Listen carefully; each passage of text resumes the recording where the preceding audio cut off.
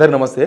వీళ్ళంతా అవుట్సోర్సింగ్ ఉద్యోగులు, ప్రభుత్వంలో రకరకాల డిపార్ట్మెంట్లలో ఏండ్లు పనిచేస్తున్న వాళ్ళు. ఈ మధ్య ఏమైందంటే మార్చితో వీళ్ళకి ఎవరి ఇయర్ రెన్యువల్ కావాలి. మార్చి నుంచి రెన్యువల్ లేదు. వీళ్ళు పనిచేస్తున్నారు, గవర్నమెంట్ జీతం ఇస్తలేదు. రకరకాల డిపార్ట్మెంట్ లో పనిచేస్తున్నారు వీళ్ళందరూ. అసలు గవర్నమెంట్ ప్లాన్ ఏందో తెలియదు. కార్పొరేషన్ పెట్టి వీళ్ళందరినీ దానిలో కార్పొరేషన్ కింద తీసుకెళ్లి తర్వాత వాళ్ళకి జీతాలు ఇస్తామని చెప్పారు. కార్పొరేషన్ ప్రయత్నం ఏమైందో తెలియదు. బట్టి విక్రమార్క గారి దగ్గర ఈ బడ్జెట్ ఫైల్ అంతా అయిపోయింది. వీళ్ళంతా సిగ్నల్ టీవీ ఆఫీస్కి వచ్చిండ్రు, కనీసం ప్రభుత్వం దృష్టికి తీసుకుపోదాం మా ఇష్యూ అని. వాళ్ళతో మాట్లాడదాం.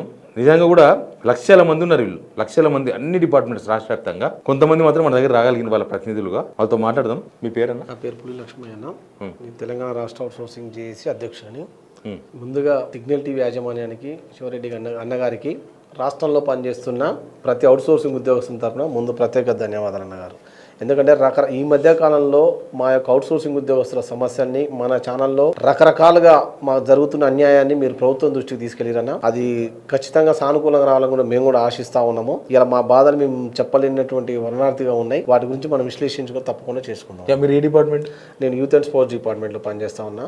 అట్లా మేము ఇప్పుడు రాష్ట్రంలో ఉన్నటువంటి అన్ని సుమారు 40-50 డిపార్ట్మెంట్లతో కలిసి మేము ఒక జేఏసీ ఏర్పాటు చేసుకొని మా యొక్క సమస్యల మీద మేము గత 2 సంవత్సరాల నుంచి పోరాడుతూ ఉన్నాం. అసలు మీకు జీతాలు ఎవరు ఇస్తారు? గవర్నమెంట్ ఇస్తుందా, డైరెక్ట్గా ఇస్తుందా, లేకపోతే వేరే ఏజెన్సీ నుంచి వస్తుందా? మా రిక్రూట్మెంట్ అంతా కూడా ఒక థర్డ్ పార్టీ ఏజెన్సీ నుంచి జరిగింది. గవర్నమెంట్ మా యొక్క జీతాన్ని ముందుగా థర్డ్ పార్టీ ఏజెన్సీ, అవుట్సోర్సింగ్ ఏజెన్సీలకు ఇస్తుంది. ఏజెన్సీ ఆయన ఏం చేస్తాడు, ఇక ఆయనకి ఎప్పుడు జీతం పడ్డా సరే మాది, ఆయన మనం ఫోన్ చేసి ఆయన ఎప్పుడు సమయం దొరికితే అప్పుడు మా జీతం పడుతుంది. ప్రభుత్వం మనకు ఆయనకి ఎప్పుడు ఇస్తుందో తెలియదు, కానీ ఆయన నుంచి మాకు జీతం రావడానికి చాలా సమయం పట్టింది. మంత్ ఎండింగ్ పడుతుందా?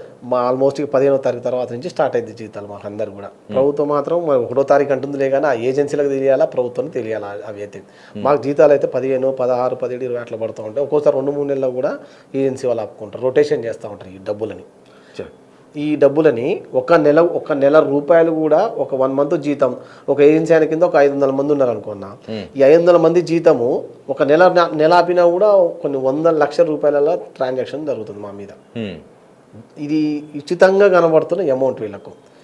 మొత్తం ఎంతమంది ఉంటారు రాష్ట్రంలో? సుమారుగా అన్ని రకాలుగా తీసుకుంటే మేము 4 లక్షల మంది ఉన్నాం. మా కుటుంబ సభ్యులందరం కలిపితే సుమారుగా 10 లక్షల మంది పైచిలుకున్నాం. కట్టి ఈఎస్ఐ కనుక మాకు రెగ్యులర్గా ఉంటే మేము ఈఎస్ఐ హాస్పిటల్కి వెళ్ళి చూపించుకోవాలి మా కుటుంబాలు. అది ఉండదా? ఈ ఈఎస్ఐ రెగ్యులర్గా కట్టాడు కాబట్టి ఆ కార్డులు అనేది మాకు సగం మందికి నాకు తెలిసి ఒక 50,000 మంది కంటే ఎక్కువ మంది కార్డులు లేవు ఈ రాష్ట్రంలో. రెగ్యులర్గా 50,000 మంది కంటే ఎక్కువ, మిగతా వాళ్ళందరికీ అసలు ఈఎస్ఐ కార్డే లేదు. ఎవ్రీ మంత్ కట్టాలి ఈపీఎఫ్ కూడా. అట్లా కూడా అక్కడ మాకు లాస్ అవుతా ఉన్నాం. ఈ కార్డు లేక ఈ విధంగా లాస్ అవుతా ఉన్నాం ఇక్కడ. ఇప్పుడు మీకు జీతాలు వస్తలేవు కదా 3 నెలలకి, మార్చితో అయిపోయింది. రెన్యువల్ చేయలే, అయినా మీరు డ్యూటీలో పోతుంటారా? అందరం బరాబర్ డ్యూటీకి పోతున్నాం. ఒకరోజు డ్యూటీ రాకపోయినా ఎమ్మటే తెల్లారి తీసేసి ఇంకొత్తని పెట్టుకుంటారు ఎమ్మటే ఏజెన్సీ వాడు. ఒక్క రోజు రాకపోయినా ఎమ్మటే నెక్స్ట్ డే ఇంకొక ఆయన వస్తాడు. కొట్లాడి తెచ్చుకున్న తెలంగాణ రాష్ట్రంలో పక్కనున్న రాష్ట్రంలోనే కార్పొరేషన్ ఏర్పడి ఈ రోజు వరకు కూడా ఒక్క నెల పెండింగ్ లేకుండా 1వ తారీఖు జీతాలు ఇస్తున్నారు. ఏపీలో 128, 138 జీవో ప్రకారం కార్పొరేషన్ ఏర్పాటు చేసింది. సుమారుగా 1,00,000 మందిని అక్కడ తీసుకొని 1వ తారీఖు సాయంత్రం జీతాలు ఇస్తూ, వాళ్ళకి ఐడి కార్డులు ఇస్తూ, పే స్లిప్పులు ఇస్తూ ప్రతిదీ అక్కడ బాగుంది. మరి దీని మీద గవర్నమెంట్ ఒక కమిటీ వేసింది. కమిటీ కూడా ప్రభుత్వంకి నివేదిక చేరింది. మేమేమంటున్నాం, అదే విధంగా ఇక్కడ కూడా మాకు ఒక భద్రత కల్పించండి. మేమందరం కూడా ఈ సుమారుగా 4 లక్షల మంది మేమందరం కూడా తెలంగాణ బిడ్డలం. మాకు ఒక భద్రత ఇవ్వమని అడుగుతాం. మేము ఏమి ఒక గొంతుమ కోరికలాగా రెగ్యులర్ కూడా అడగలేనటువంటి పరిస్థితి ఉన్నది. అలా మేము ఒక భద్రత ఇవ్వండి, ఒక కార్పొరేషన్ ఏర్పాటు చేసి భద్రత ఇచ్చి మేము పనిచేస్తున్నందుకు 1వ తారీఖు 2వ తారీఖు రెగ్యులర్ ఉద్యోగస్తులకు ఏ విధంగా మీరు జీతాలు 1వ తారీఖు ఇస్తున్నారో మేము కూడా అదే జీతాలు ఇవ్వండి, మేము అక్కడే పనిచేస్తా ఉన్నాము. ఏ డిపార్ట్మెంట్ మీరు? Forest department. ఫారెస్ట్ డిపార్ట్మెంట్లో పనిచేస్తారు. ఏంది పరిస్థితి? 3 నెలలకి జీతాలు రాకపోతే ఎట్లా బతుకుతుంది మీరు అందరు? నామినల్ శాలరీతో కింద మీద పడి మేము ఫ్యామిలీని ఎట్లా పోషించుకోవాలో, రెంట్లు కట్టాలా, లేకపోతే కూరగాయలు కొనుక్కోవాలా, లేకపోతే ప్రొవిజనల్ ఐటమ్స్ కొనుక్కోవడానికి దేనికైనా కానీ ఇబ్బందే. అయితే ఉన్న శాలరీ పెంచమని మేమేం అడగట్లేదు. అట్లీస్ట్ మాకు ఉన్న ఉద్యోగాలు ఊడిపోకుండా తీసేయకుండా మాకు ఒక కార్పొరేషన్ ఫామ్ చేసి ఈ ఏజెన్సీ విధానాన్ని రద్దు చేస్తే మాకు ఒక ఉద్యోగ భద్రత అనేది మాకు లభిస్తుందని మేము ప్రభుత్వాన్ని కోరుతున్నాం. అది ఏమంటున్నారు మీ ఏజెన్సీ వాళ్ళు? ఏమంటున్నారు, మీరు ఉద్యోగాలు ఉన్నారు అని అంటున్నారా, లేకపోతే? ఏజెన్సీ ఓన్లీ స్టార్టింగ్ టైంలోనే ఉంటారు సార్. వాళ్ళు రిక్రూట్మెంట్ ఉన్న వాళ్ళు పనిచేసే పనిలో ఏజెన్సీ వాళ్ళకి ఏ జోక్యం ఉండదు. ఓన్లీ ప్రభుత్వము, ఉద్యోగులు. मेरा नाम मोहम्मद अजीज़ है, मैं एनसीसी डिपार्टमेंट में हूँ। अभी गवर्नमेंट से ये चाह रहे हैं कि जैसा आप 3 महीने से सैलरी रोक दिए, हम तो ऐसा वैसा करके हमारा गुजारा हो रहा, जो हमारे घर का रेंट पे करना है ओनर तो वेट नहीं करता उसके लिए, उसको रेंट कहाँ से देना। अभी सेम टाइम में स्कूल रीओपन हुआ बच्चों का, छोटे छोटे बच्चे हैं सबके, उनको पेमेंट कैसा करेंगे, अभी एडमिशन्स कराना, फिर अभी महंगाई बढ़ते जा रही, सैलरी नहीं आ रही, स्कूल फीस बढ़ते जा रही, कोई वो नहीं है, कम से कम सैलरी तो मिलना चाहिए ना काम करने के बाद में। कौन सा डिपार्टमेंट में काम करते हैं? NCC department, NCC. National credit crops. अच्छा, कितना लोग रहते हैं आपका? हमारे पास में 65 है, ओवरऑल तेलंगाना 65 मेंबर्स है। अच्छा। हाँ, पूरे क्लास 4 एम्प्लॉयज है हम लोग, कोई क्लास 3 एम्प्लॉय। कितना तनख्वाह मिलते? ये 13,000। 13,000 13,000 और काम की टाइमिंग मॉर्निंग 10 to इवनिंग 5, 6, 7, कोई टाइमिंग नहीं रहता इवनिंग का, मॉर्निंग में टाइमिंग रहता कि टाइम टू टाइम आना है। నేను ఇదే అవుట్ సోర్సింగ్లో 15 సంవత్సరాల నుండి డ్యూటీ చేస్తున్న ఈఎస్ఐ హాస్పిటల్ ఉన్నది. ఈ 15 సంవత్సరాల నుండి ఇదే అవుట్ సోర్సింగ్లో ఈ గవర్నమెంట్ ఏమైనా చేస్తుందా, వచ్చే గవర్నమెంట్ ఏమైనా చేస్తుందా అని ఆశతోటి మాత్రమే ఈ డ్యూటీలు చేసుకుంటూ పోతున్నాం. తక్కువ జీతంతో అయినా ఈ హైదరాబాద్లో బతకాలంటే చాలా కష్టము. ఒక్కొక్క దగ్గర రెంట్ చిన్న రూమ్ తీసుకోవాలన్నా 15,000, 7,000, 8,000 రూపాయలు. మాకు వచ్చేది 15,000-16,000 జీతము. దాంట్లో మేము బతకడం కానీ ఇది హైదరాబాద్లో ఉండాలంటే చాలా కష్టం, ఇబ్బంది అవుతుంది. ఇప్పుడు స్కూల్ మూమెంట్ మాకు 3 నెలల నుండి జీతాలు లేవు. జీతాలు ఏమైనా ఇస్తారా అని చెప్పేసి తిరిగి మేము ఎక్కని మెట్లు లేవు, తిరిగిన గడపలు లేవు. ఇదే జీతంతో ఇప్పుడు 18లో పెరిగితే ఇప్పుడు దానికి కూడా మాకు ఆ జీతాలు పెరగట్లేదు. అదే జీతంతో మేము కంటిన్యూ చేయాలి. ఎందుకంటే చిన్న ఆశ. అసలు మీకు ఇప్పుడు ఉద్యోగాలు ఉన్నాయనిపిస్తుందా? మాకు అసలు ఉద్యోగాలు ఉన్నాయా లేవా అని చెప్పేసి కూడా తెలియదు. మేము రోజు రెగ్యులర్ డ్యూటీకి పోతూనే ఉన్నాము, వస్తూనే ఉన్నాం, కానీ మళ్ళీ అది గవర్నమెంట్ ఏమైనా జీతాలు ఇస్తుందా లేదా అని చెప్పేసి రోజు పోతే ఏం చెప్పినా బట్టి దగ్గర ఉన్నాయి, బట్టి గారి దగ్గర ఉన్నాయని మాత్రమే చెప్తారు. డిప్యూటీ సీఎం దగ్గర ఆయన ఫైనాన్స్ మినిస్టర్, ఆయన మళ్ళీ కమిటీ చైర్మన్ కూడా ఆయన. మాకు మన శివశంకర్ కమిటీ చేసిన దాంట్లో కూడా ఈ గవర్నమెంట్ కమిటీ చేసిన దాంట్లో ఆయనే. రెన్యువల్ చేసి శాలరీస్ అడుగుతున్నారా?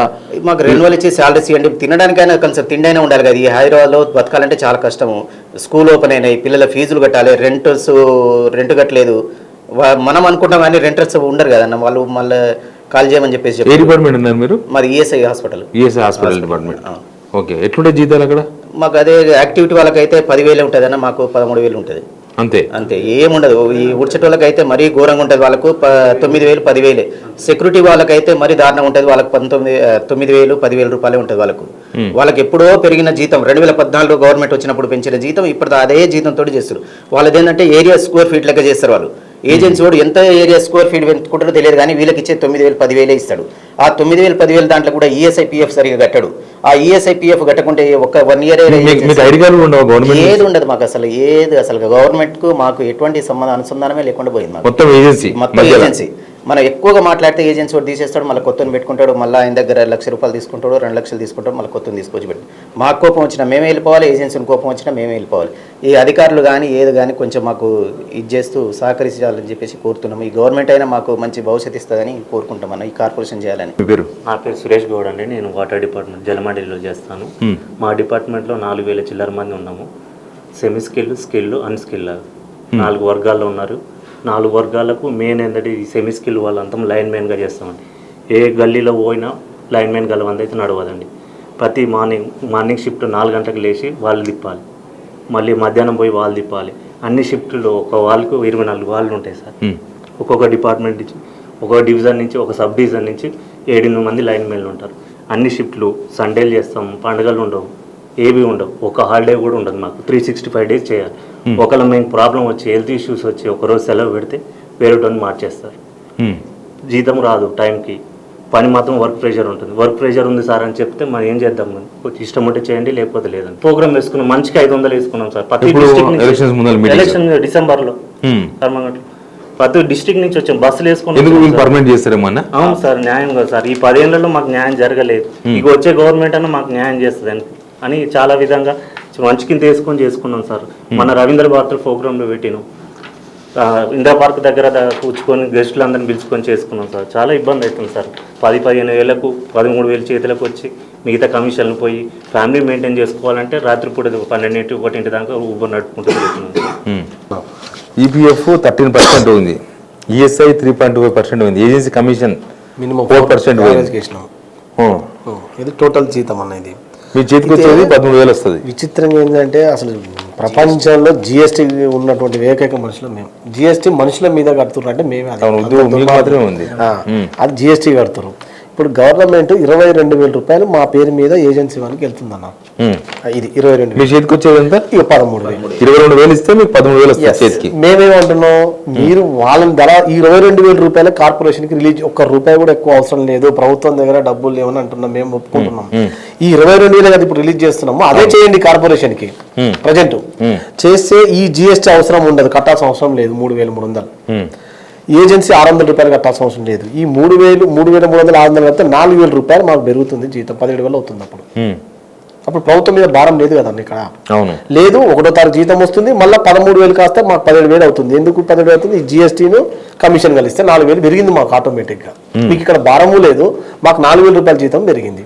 ఇప్పుడు దీంట్లో ప్రాబ్లం ఏంది అసలు? ప్రభుత్వానికి నష్టం ఎక్కడ ఉంది? ఇక్కడ ఏ విధంగా నష్టం జరుగుతుంది ప్రభుత్వానికి? మేము అడుగుతాం. అవును, నిజంగా మీకు ఎక్కడ నష్టం జరుగుతుందంటే మాకు అవకాశం ఇవ్వండి, మేము ఎక్స్ప్లెయిన్ చేయగలుగుతాం దీన్ని మా దగ్గర. ఇప్పుడు మీ ఫైల్ మొత్తం బట్టి విక్రమార్ గారి దగ్గర ఉంది అని అంటున్నారు, ఫైనాన్స్ మినిస్టర్. ఆయన రెన్యువల్స్ ఇవ్వాల్సింది. మీరు కలిసారా ఈ మధ్యకాలంలో? మేము 2-3 సార్లు ప్రయత్నం చేసినాం కానీ మాకు అపాయింట్మెంట్ అయితే వాస్తవం దొరకలేదన్న. వాళ్ళ పిఎలకు కూడా ఫోన్ చేస్తూనే ఉన్నాము. వితౌట్ అపాయింట్మెంట్ కలవడానికి అవకాశం లేదు. ఇక సెక్రటరీ 2-3 సార్లు పోవడం కూడా జరిగింది, అక్కడ కూడా కలవటం లేదు. ప్రజా దర్బార్లో కలిసినాం చిన్నారెడ్డి గారిని.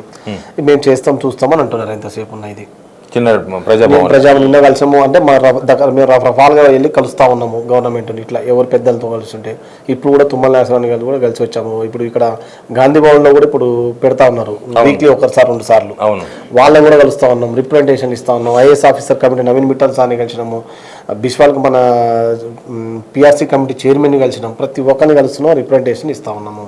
ఇక్కడ ఎక్కడ మీకు ప్రభుత్వానికి ఎక్కడ నష్టం జరగట్లేదు, లాభదాయకంగా ఉంది మాది. మీకు మేము 100% చెప్తున్నాం, కాంగ్రెస్ పార్టీకి ఖచ్చితంగా ఓట్లు వేసినాము. సోనియా గాంధీ తెలంగాణ ఇచ్చినటువంటి సోనియా గాంధీ ఆధారంలో 100% ఓట్లు వేసినాము. మీరు ఇది చేయకపోతే రాబోయే ఎలక్షన్లో ఖచ్చితమైన నష్టం 100% జరుగుతూ ఉంది ఇక్కడ. రైట్, ఎలక్షన్స్ ఇంకా చాలా దూరం ఉన్నాయి కానీ రాబోయే సర్పంచ్ ఎంపీటీసీ ఎలక్షన్ తో సహా ఉన్నాయన్న. వాస్తవానికి లోకల్ బాడీ ఎలక్షన్లు అది వాస్తవానికి చూస్తున్నారా ఫ్రెండ్స్, ఎంత దారుణమైన ఇష్యూ అంటే మనుషుల మీద కూడా జిఎస్టీ, గొర్రెల మీద బర్రెల మీద వేస్తుంటారు మార్కెట్లో, మనుషుల మీద కూడా జిఎస్టీ వేస్తున్నారు. వీళ్ళ శ్రమదోపిడి అంటే ఇదే. శ్రమదోపిడి ఎక్కడో జరుగుతలేదు, మన కళ్ళ ముందనే జరుగుతుంది. మన గవర్నమెంట్ ఆఫీసుల్లో ప్రభుత్వ ఉద్యోగులతో సమానంగా పనిచేస్తారు. వాళ్ళ జీతాలేమో చాలా ఉంటుంది, వాళ్ళకి పిఆర్సీలు ఉంటాయి, అన్నీ ఉంటాయి. వీళ్ళకి మాత్రం ఏముండవు. 13,000 వీళ్ళ జిఎస్టీ శాలరీ. ఇంకా కొన్ని డిపార్ట్మెంట్లలో 17,000 దాకా ఉంది లాస్ట్ శాలరీ. అసలు అంత తక్కువ శాలరీ ఉన్న వ్యక్తులు ఎవరు లేరు. వీళ్ళు మళ్ళీ పనిచేసేది గవర్నమెంట్ వ్యవస్థలో. కానీ ప్రభుత్వం ఇమీడియట్గా చేయాల్సింది అర్జెంటుగా వీళ్ళ రెన్యువల్స్, వీళ్ళ శాలరీస్. ఆ కార్పొరేషన్ ఒకటి 3వ డిమాండ్. ఈ వీడియో షేర్ కూడా చేయండి, ప్రభుత్వం దృష్టికి పోయే విధంగా షేర్ చేయండి. లక్షల మంది కాంట్రాక్ట్ ఉద్యోగులు ఉన్నారు, లక్షల మంది అవుట్సోర్సింగ్ ఉద్యోగులు ఉన్నారు. వాళ్ళందరి బాధ మేము మన వీడియో కూడా చేసినాం, మీకు గుర్తుంటుంది సిగ్నల్ టీవీలో. దాని తర్వాత నాకు చాలా ఫోన్లు వచ్చినాయి, అసలు మా బాధను మీరు చూపించగలిగిందని. నిజంగానే వీళ్ళ బాధను మనం కూడా షేర్ చేసుకోవాలి, గవర్నమెంట్కు షేర్ అయ్యే విధంగా చూడండి. గవర్నమెంట్ కూడా ఇది ఒక ఇంపార్టెంట్ ఇష్యూగా తీసుకోవాల్సిన అవసరం ఉంది. ఎందుకంటే చిన్న చిన్న ఉద్యోగులు ఇలా లక్షల కోట్లు సంపాదించిన వాళ్ళు కాదు. కాబట్టి గవర్నమెంట్ ఇంపార్టెంట్గా ఎన్నో ఇష్యూస్ మీద చర్చలు జరుగుతున్నాయి. క్యాబినెట్ పెడితే కనీసం వీళ్ళ ఇష్యూ మీద కూడా చర్చ జరగాల్సిన అవసరం ఉంది. బట్టి విక్రమార్ గారి దృష్టి కూడా పోవాలి ఈ వార్త. ఖచ్చితంగా మీరు అందరూ సహకరించండి, ఈ వీడియో షేర్ చేయండి. వీళ్ళకి న్యాయం జరిగే వరకు మనం కొట్లాడదాం. Please subscribe Signal TV.